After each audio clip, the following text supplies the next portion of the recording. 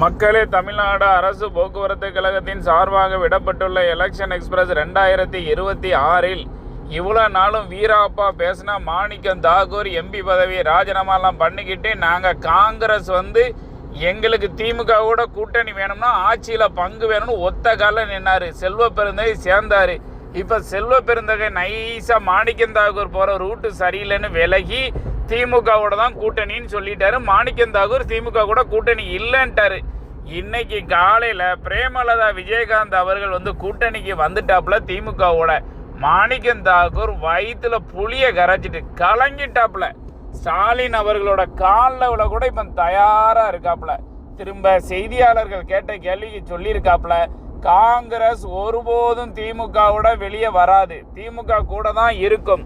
ஆனால் சண்டை போடுவோம், அடிபிடி சண்டை போடுவோம், எங்களுக்கு தேவையான தொகுதியை கேட்போம், ஆட்சியில் பங்கு கேட்போம். ஆனால் திமுக விட்டு வெளியேற மாட்டோம். தராட்ட போகிறாங்க, அவங்க கூட தான் இருப்பாங்க அப்படின்னு சொல்லுதாரு. ஸ்டாலின் அவர்கள் ஸ்ட்ரிக்டாக சொல்லிட்டார், மாணிக்கம் தாக்கூர் மட்டும் வரக்கூடாது, காங்கிரஸில் யாருனாலும் வரலாம்னு சொல்லிட்டாரு. மாணிக்கம் தாக்கூரை வெளியே பத்துறது நிச்சயம்.